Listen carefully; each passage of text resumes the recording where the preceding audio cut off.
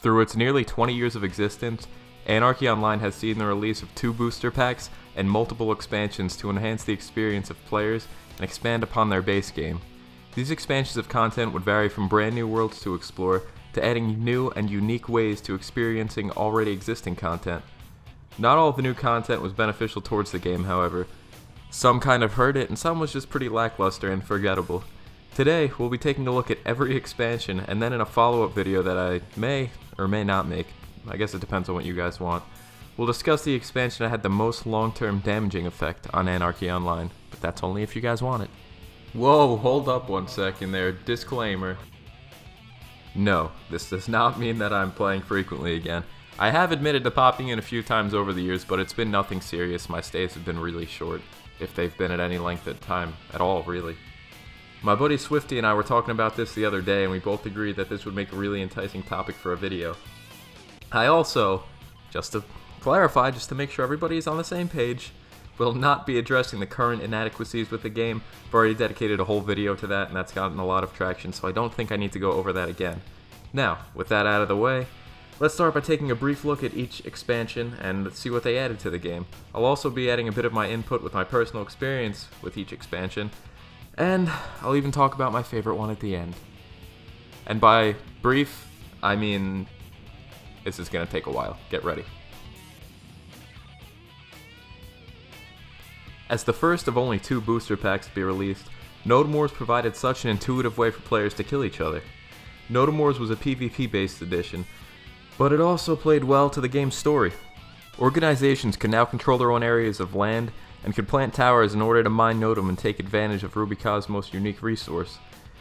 The towers placed would provide benefits to the players who planted them, and they would also serve to protect the land from other attacking organizations. I really like this picture because it shows my old organization, Clan Anarchist Syndicate, back when we used to have towers, and back when we used to actually be an organization. Initially, the towers were given a hot time, a time they were open to attack, and it was between certain hours of the day, or night. It could have been at any time. Some players would stay up all night just to be awake at a time a tower was hot. There were only a limited amount of tower sites in the game, so competition was fierce for a spot, especially for the higher level spots. Whichever side controlled more towers would also get a higher side XP bonus, which means they would get more XP per mob killed, which was a pretty welcome bonus. The other benefit to owning a tower site was the ability to create contracts in your organization that created benefits to every single person in your organization. Can you see now why these towers were so coveted? And thus, Tower Wars were born. Wars were constantly being waged and control of lands was always in flux.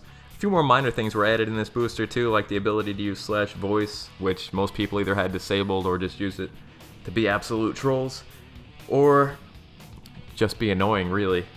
And ground combat vehicles were also introduced, but nobody actually used them for combat. In terms of positives and negatives for this booster, there were really no negatives unless you were in a small organization that struggled to gain and maintain a tower site. But even non-PvP players could benefit from being in an organization with a tower site, just by planning their own tower and receiving its benefits as well as the benefits of the contract. And they would never even have to fight, although during a tower battle, generally everyone that was online in that site's tower range would be called out to war. So in terms of my thoughts on this expansion, well, I guess booster pack, my gosh, it was friggin' incredible. This was one of my favorite times ever in AO, and I still clamor for a vanilla AO server that just had AO and NOTUM Wars. I think that would be perfect. The battles were intense, lasted long, not like you, and traders were so OP. NOTUM Wars was perhaps my favorite time in AO, and that isn't just nostalgia talking. There was something so pristine and so visceral about the combat during the tower battles that can't be matched again. And I've always been a PvPer. Shout out to frickin' Demolition Squad and Equilibrium. As for Anarchy Online's first full expansion, Shadowlands set a precedent that could never possibly be met again. The sheer amount of world that Shadowlands added, we won't even touch on the dungeons, items, and other content yet, was larger than some other games had altogether. Progressing the story involving Omnitech's Job scientists, a portal was discovered connecting Rubica to another universe that would hold stronger and more dangerous threats than those found on Rubica. Shadowlands would add a grand total of 7 new leveling zones, each with their own theme and level of difficulty. And we got a new starter area, and that was just freaking delicious. The level cap in the game would also be raised, the only time in AO's history that this would happen, to level 220. This expansion is going to take a while to describe, so go get yourself something nice to drink and kick back. I got you. The floating city of Job was added, which helped grant access to different areas of Nascence and Elysium, and also provided some shopping from both outdoors and indoor vendors, although the outdoor vendors no longer exist. In Job, luxury apartments were also added to give it that nice homey feel. It also marked the first time that Job clusters were able to be bought from an NPC, because they used to have to be farmed, and that honestly was just freaking awful. To Job and the leveling zones, those being Nascence, Elysium, Sheol, Adonis, Penumbra, Inferno, and Pandemonium, although you could pretty much say Pandemonium was just a raid zone, we received 2 new professions, the Shade and the Keeper. These professions would grow to be 2 of my favorites, with Shade being my ultimate all-time favorite ever in AO. Yes, it actually took the place of martial artist. Shade is number 1. These 2 new professions were closely linked with the Shadowlands, but I won't delve too deep into that and their alignment because we got a lot to discuss. These 2 did have to start in the Shadowlands, though they could not start out on Rubica. I apologize for this being so pixelated. It was very difficult to find an image from pre-AI of the perk window that looked anything near decent, so I apologize for the quality. But the perk system was an incredible addition to the game that allowed players to more fully customize their character, gain new powerful abilities and skills, and create a better flow to combat with the combat perk abilities. Perks would create a more streamlined setup experience for tunes. However, it did also limit the amount of useful setups for tunes because there wasn't a perk for every skill for every tune, as if Funcom was trying to influence certain setups over others. The faction system was also introduced, which was required to equip certain weapons, gain favor with certain factions and mobs, and progress to new areas. Speaking of new areas, which we did many times already, countless new mobs were added, not just hecklers! Back then, people used to kill things other than hecklers. I know, that's crazy, isn't it? On top of all this, we would get a large amount of new weapons, dungeons, gardens, quests, armor, with tier armor actually being introduced in this expansion, new musics for our new zones, shadow breeds, as well as some bug fixes, and a slight graphical improvement. Whew, goodness, I hope I hit everything. There's just so much to cover. And most of the things I just briefly talked about, which would give you a sense of the massive scope of this expansion. Unlike NOTUM Wars, surprisingly, this expansion did have a few drawbacks. The positives were pretty much everything I already mentioned. Who wouldn't like that? But as for negatives, it made Rubicon more or less a desolate wasteland except for the dungeons and cities for the most part. This would be the unfortunate reality until the inclusion of Frub accounts, but that's still years away from the release of the Shadowlands. There were also complaints from a fair number of players that it made the game a little too fantasy themed as opposed to sci-fi, and while I do see their point in this, if you follow the story you'd see that this is a straight up sci-fi edition. The other big gripe is one I hit on before. The addition of the perk system greatly lowered the amount of unique setups because perks were clearly catered to certain skills. For instance, my engineer before Shadowlands was a 2-hand edge tune, but after that, most engineers went either pistol or grenade due to perk choices. But your boy maintained that 2-hand edge dominance because I'm about that action, baby. I can't play no games. Go ahead and get at me. Never thought I'd say that again. As for my feelings on this expansion, I loved it to bits. I loved the new professions, but it did make me miss Rubica a bit. I still did spend what one might consider unholy amounts of time leveling in Shadowlands, but I enjoyed every second of it. P.S. There was some cut content from this expansion that never made it in the game. If you want to know about it, let me get enough comments or likes or however people do it on this platform, and I'll hook it up. Alien Invasion, AO's second expansion, would provide a new way to experience Rubica, bringing players back to the desert planet for a purpose. Alright, real quick, a lot of people said this expansion did not follow the storyline at all, that it came out of nowhere, but I imagine these are people that have never spoke to Number 9 after killing the Beast. Number 9 said they could see us, mentioned the loss of a master for the source, and he foreshadowed an attack which most people didn't even take notice of. The Kyros, I don't know how you pronounce it, Kyr''OZCH, I'm gonna call them the Kyr for the rest of this video, have also been referenced for a while, including the Crash and Hope, which happened 6 days after the killing of Beast, and then the announcement made by Philip Ross of an imminent alien invasion that the Omnitech forces had already been made privy to. Also, the Yeto, one who talks with the past, will tell you that the Anansi traveled with the Kier, and that the Kier are linked with the source somehow, but he doesn't really know. You really should go have a talk with that Yeto. He knows a lot, even some stuff about the Zan. Yes, they were foreshadowed long before the expansion. They've been foreshadowed for a really long time. Your boy knows his lore. People always complain of a lack of story, but there was such a prevalent story when content was being released regularly. But anyway, let's get back to some of the additions AI would bring to the game. With alien invasion, player cities would be introduced. This would allow organizations to own cities on certain plots of land, a limited amount of land, and limited spots similar to how tower sites work, and players could then conduct their own alien raids. These cities also gave valuable stat advantages depending on which buildings you had, and could also provide transportation to specific areas in the form of wampas. Along with the buildings, players could initiate alien attacks on their cities, which would trigger an alien raid. From these raids, you'd face 8 waves of aliens with a general, and sometimes access to a mothership, to grant loot and fill your new alien XP bar. Alien XP was a pretty much secondary level, of which there were 30. Each level gained in your new alien XP bar would also grant you a new alien perk, which acted very similarly to the Shadowlands perks, but these were also level locked. Depending on your level, you could only get a certain alien level, and there were only 30 of them as opposed to the 40 Shadowlands perks you would attain. Tons of new weapons were added, as well as armor and the infamous AI armor, which essentially broke the game and began the downward spiral of the gear treadmill and overpowered tunes. Also introduced in these cities was player shopping. Players were now able to open their own shops in a building in their city. Then other players could search on the newly added global market search to see what other players were selling. This was such a marvelous inclusion because it made players and buyers travel to the sellers' shops, essentially forcing people to travel through Rubica again. The other great part of this was discovering other players' shops while you're picking up a specific item and then purchasing things that you didn't even know you needed. Also with the Alien Invasion expansion, we would get the inclusion of the Alien playfield, as well as a few raids, which initially were only geared for players that were level 180 or higher.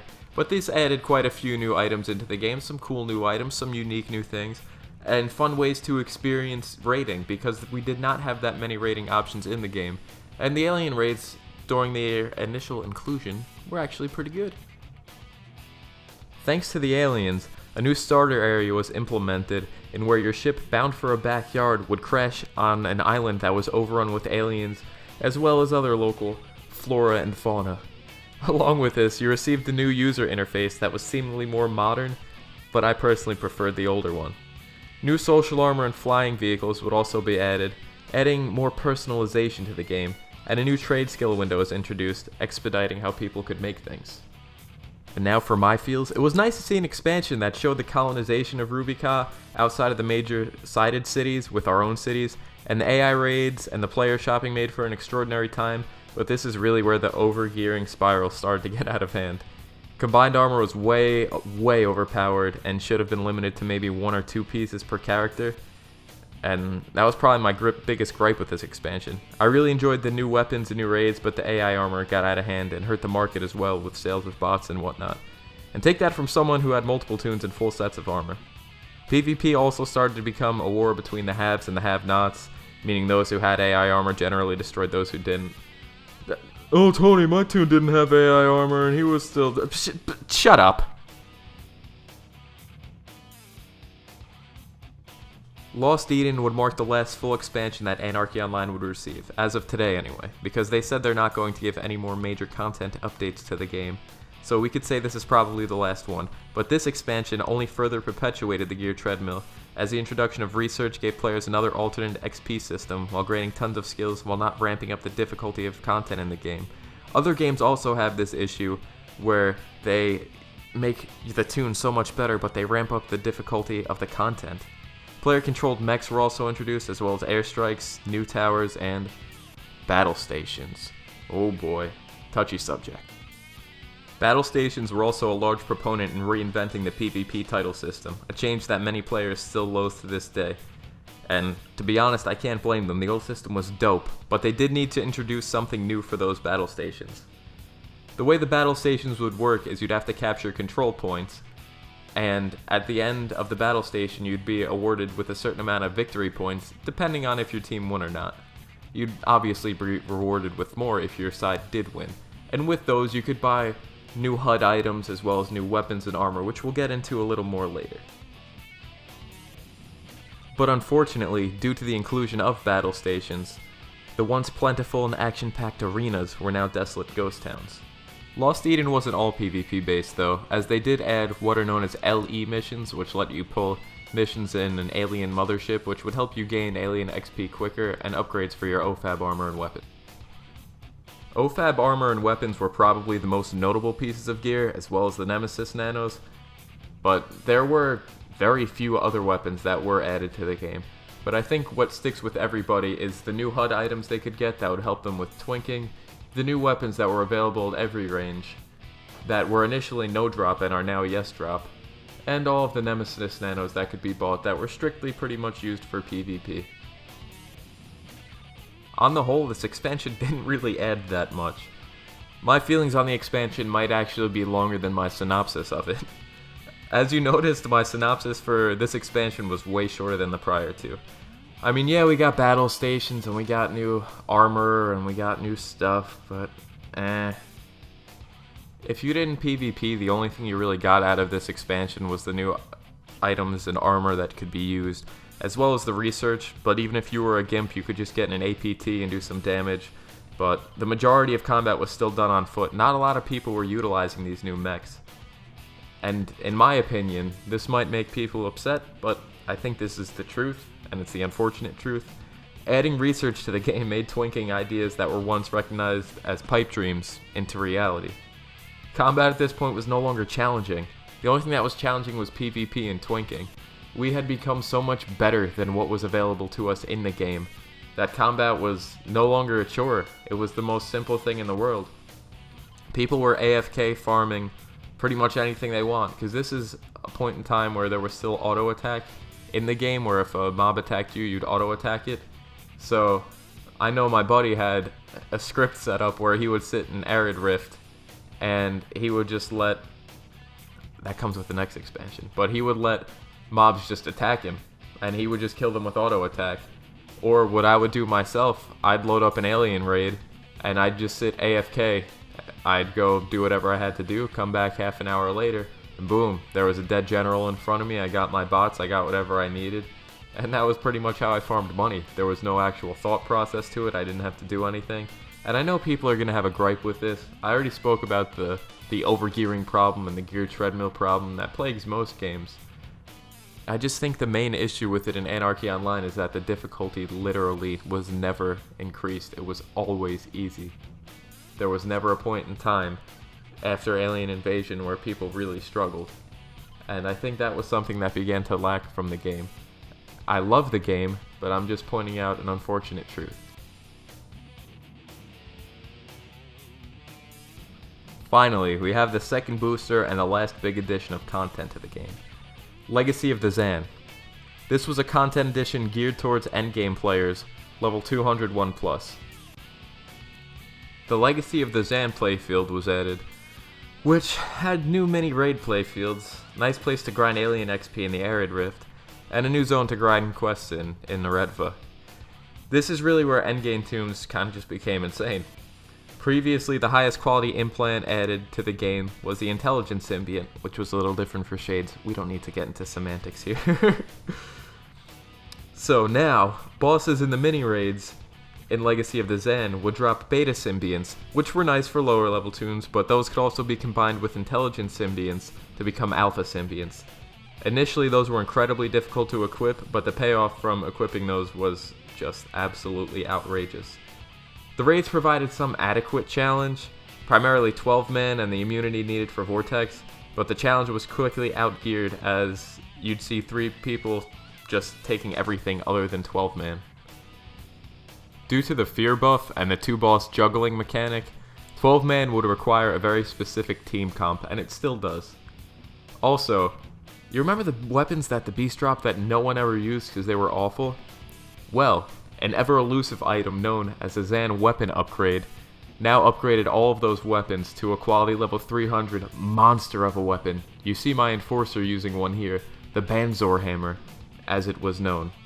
These weapons kicked massive butt, and generally became the go-to for endgame tunes, replacing AI weapons and OFAB weapons in almost every case.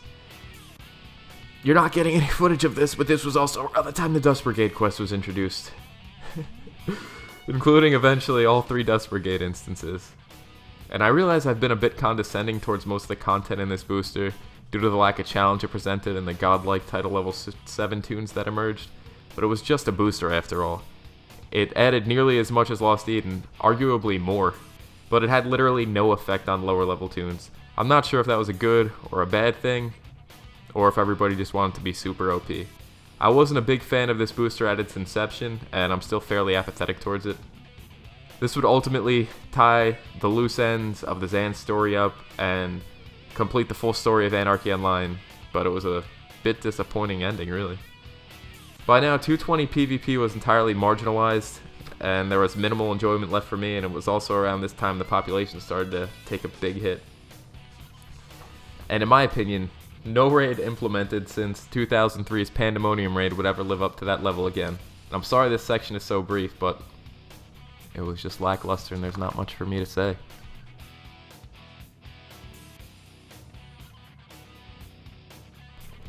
The one thing I will say is, yes, this is very self-fulfilling, me putting the shirt of me loving myself at the end. But the other thing I wanted to say, which is actually more important because it's pertinent to this video, I had a very hard time finding concrete release dates for all of these expansions. I know the years, but I don't think the years help you all that much. It's not that great. I guess we'll start from the beginning. Anarchy Online base game released in 2001, NOTUM Wars was 2002, Shadowlands was 2003, Alien Invasion was 2005, Lost Eden was 2006, and 2009 was Legacy of the Zan. So there's been a content drought for almost 10 years. Content drought, if you want to call it that. There have been some, patches in there to add stuff. And yes, now this part is off script. Now your boy's just freaking talking. But this game has one hell of a legacy, and I think it's incredible, the content that was put in this game. Not all of it was great, but I did say I would talk about what my favorite expansion was and why. And my favorite expansion ever in Anarchy Online, and I want you guys to tell me what yours is. Mine was NOTUM Wars. It's tough to pick because NOTUM Wars, Shadowlands, and AI, I really enjoyed the heck out of the 3 of them. Particularly what NOTUM Wars added to the game, though, was what I was looking for as a PvP, or especially as a young kid. That was pretty cool, and that was also around the time I started playing, because as you know, I started in 2002. But this was one heck of a long video to make, and I hope you guys enjoyed it, and you appreciate the time it took me to actually make this. It was a lot of hard work, and I hope you guys definitely enjoy it. Also, if anybody could possibly find the concrete release dates for all of the expansions, if you could put that in a comment and I will pin it, that would be phenomenal, because it was a pain in the butt. I have the boxes for all the games here, but the boxes stopped with Lost Eden. There were no more boxes, physical copy, hard copy boxes anymore, so I didn't want to halfway do it and post concrete dates for some and not for others, and if it was going to be done, it was going to be done right. And I don't know, this was a lot of fun to make. It's been a long time since I've done something like this, and this was kind of a passion project. It's something I've wanted to do for a really long time, talk about what each expansion brought or where each expansion fell short. So guys, please tell me in the comments below, what was your favorite expansion and why? Thank you so much for watching. Maybe I'll catch you soon. Who knows? But again, thank you guys. Take care.